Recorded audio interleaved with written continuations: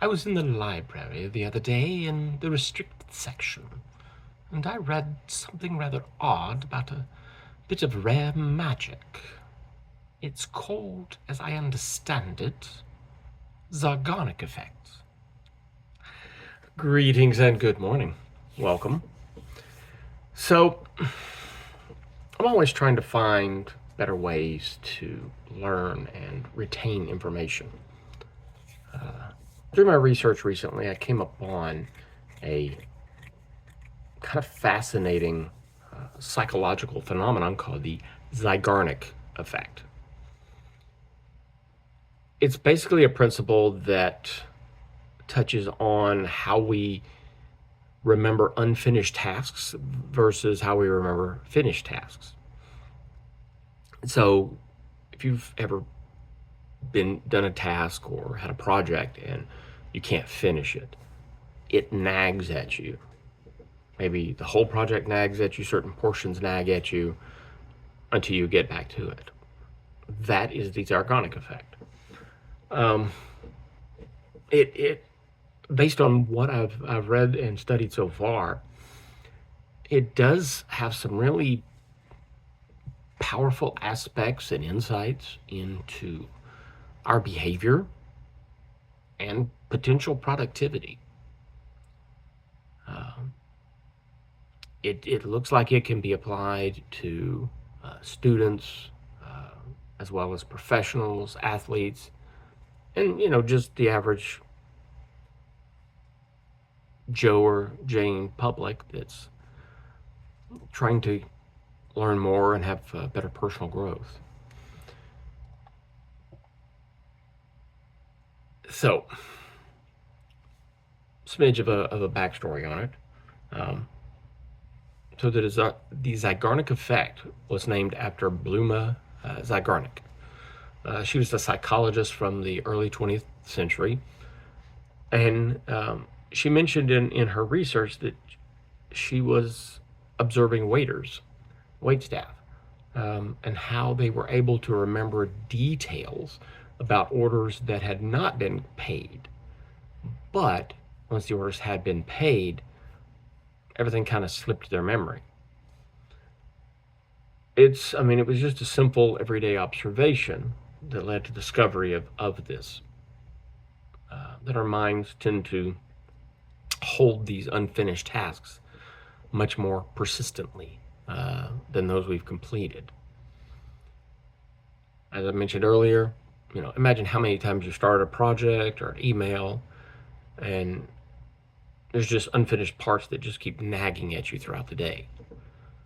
That nagging feeling isn't just frustration, but it is an aspect or a reflection of the Zeigarnik Effect. So why does this happen?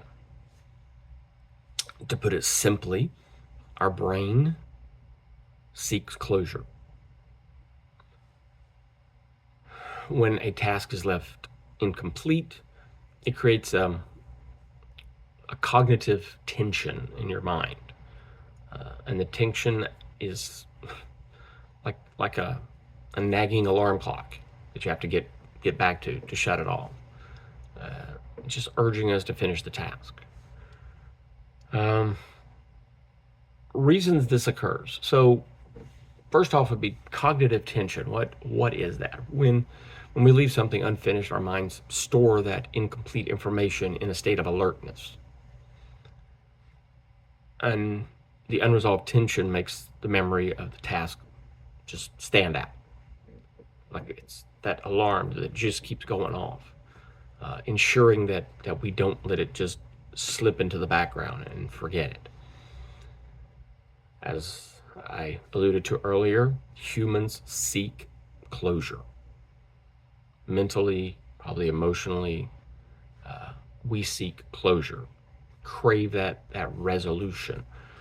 So when faced with incomplete tasks or ideas, our minds just remain fixated on it until we achieve closure. And that drive is so deeply embedded in our psychology.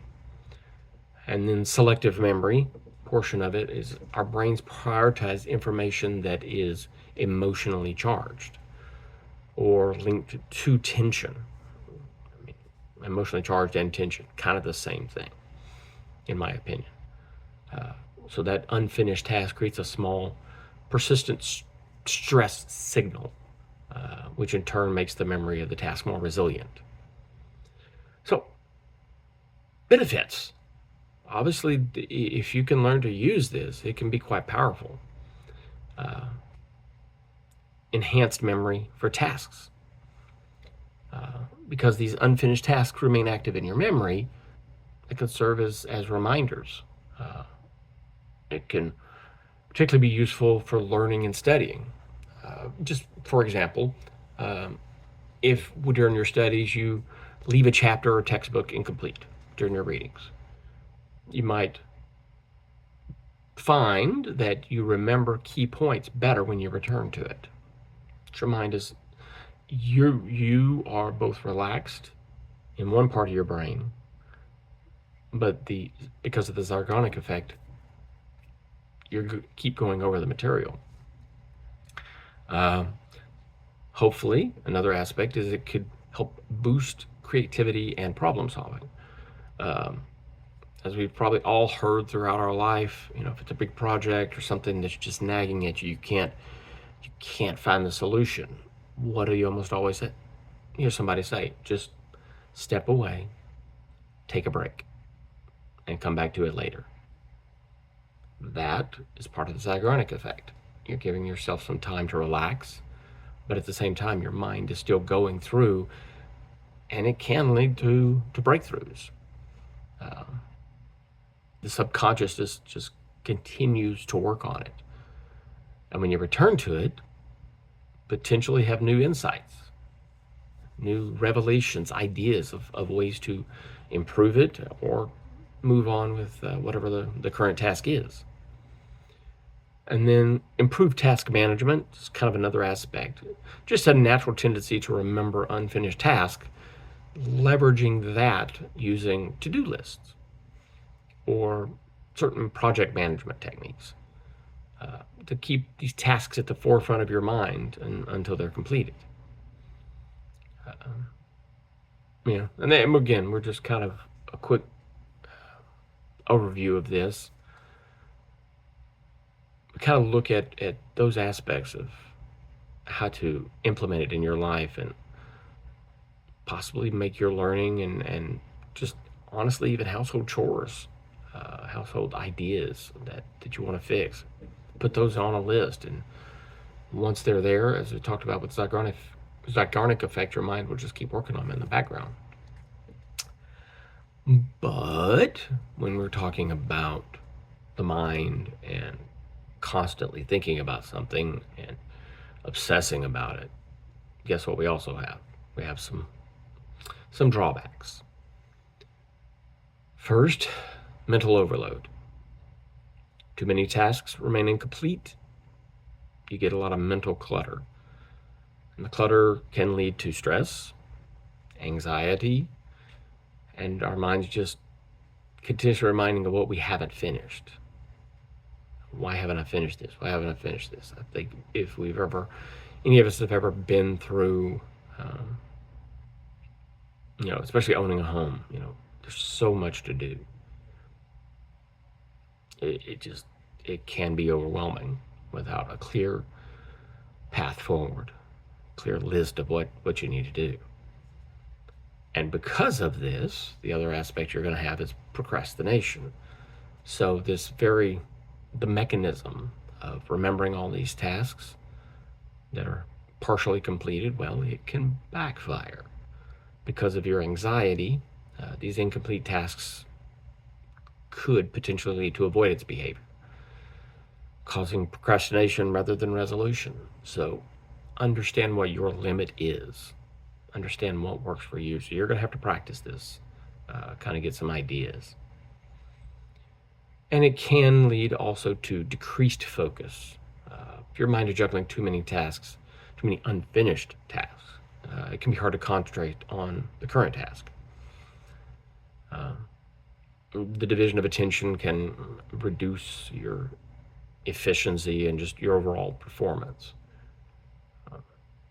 So again, go with the list, but also practice and learn for yourself what you can do, what your capabilities are. But again, right so far we've only been talking about this as theoretical kind of ideas where, well, okay, but the question becomes how can I use this? This is the real world. How can I use this? So, because of the questions we've asked so far of what is the Zeigarnik effect and why it happens, let's see if we can delve into actually making it useful, real world examples. So, learning faster, retaining information. Putting study sessions into chunks instead of a marathon of study sessions. Break your study time into smaller segments with intentional breaks. Again, going back to your list, schedule your breaks. Be intentional with the breaks. Put a timer on, 30 minutes, an hour, whatever works for you on your schedule. And when you leave the topic midstream, your mind remains engaged with the material, which, as we've talked about, seems to be able to enhance your retention and comprehension over time. Active recall. After you study the topic, deliberately leave questions unanswered. Usually, as you've seen in most chapters, there's questions at the end of certain chapters or books or stuff like that to go back to. Read the questions, but leave them unanswered, or leave the topics partially explored. It creates that cognitive tension and encourage you to revisit the recall information later. Boosting productivity is another example we could probably use. To-do list. We talked about lists. Use lists to manage your tasks. Breaking large projects into small, manageable pieces will allow you to harness the Zeigarnik effect. Keep you focused until completion. But again, the intentionality of it, not just doing a project, but the intentionality of each step of that project, breaking it down. Strategic interruptions is kind of another aspect, especially if you're feeling stuck on a task. Take a break. As we said, this has been a popular method. Most people recommend it if something is aggravating. Take a break. Switch to a different task. The interruption can increase the focus when you return to the original tasks. Thanks to that Zeigarnik effect of unresolved tension. But you may be thinking, I'm not somebody that does a lot of thinking. I'm an athlete. This is not going to work for me. Well, potentially could, with structured workouts, planning your exercise routine. Break your workout into distinct segments with, again, intentionality. Set the incremental fitness milestones rather than an overwhelming long-term goal. I want to run a marathon, for example. Okay, well, you just got off the couch 5 minutes ago. You're not going to go out and run a marathon today. What's the first milestone? Set each milestone. Now, you still have, because of the intentionality of what you're doing, your list of, hey, I want to run a marathon. That's always going to be there. But now develop that list of milestones you can go back to and achieve.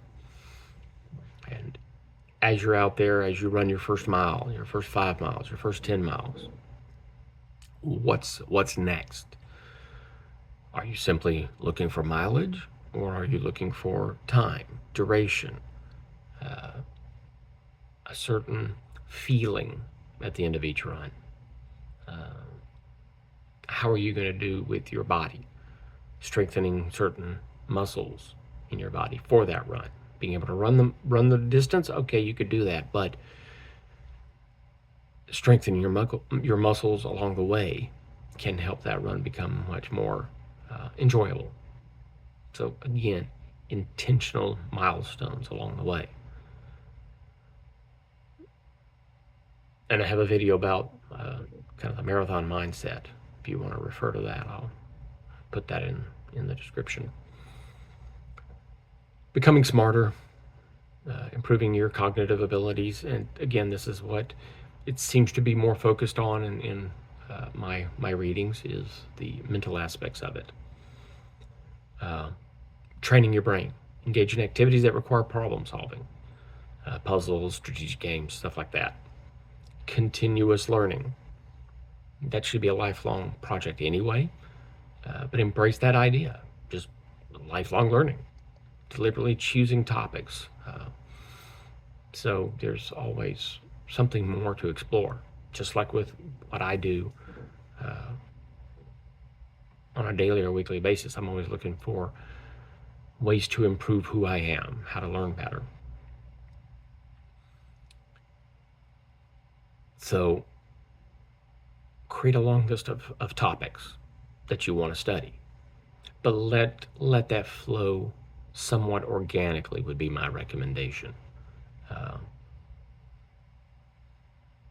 Say you're studying, ways to improve your memory, but then, on your list, you have somewhere else on there that something that's completely unrelated is maybe running a marathon. Well, somewhere in your studies of mental fitness, you come upon some topics about how to become physically fit to enhance your mental fitness. Let it flow organically, but with intentionality. It may sound contradictory, but it's not. And once you get that list together, once you understand, I think it'll help you out. So just kind of close it up, wrap it up. It's the Zeigarnik Effect is more than just something quirky. Some quirky psychological observation. It is a, for lack of a better way to phrase it, it's a window into how our minds work, how we work as humans, how we remember, how we get motivated to do things, understanding why we remember unfinished tasks better than completed ones. Once you've completed a task, do you really go back and go over the details? No, because it's in the past, completed. There's no reason to go back to it. You can design your learning strategies, your study strategies. You can boost productivity. You can enhance your fitness routines, and just foster continuous physical and intellectual growth. So just remember, every unfinished task holds a potential for progress, innovation, personal growth, but it also holds that potential for tension and anxiety in the bad way. So learn yourself first. Learn how you learn. Learn what works best for you, and leverage the Zeigarnik Effect to help you master certain topics faster. With finals coming up for students in college right now, this might be something to kind of start playing with. And just watch as your mind drives you to achieve that success, because you're seeking closure. Let it flow through every part of your life. If you would like to find more, please delve deeper into this. You might find something in there that grabs your attention better than I'm able to present it here. But thank you for joining me. Have a wonderful day.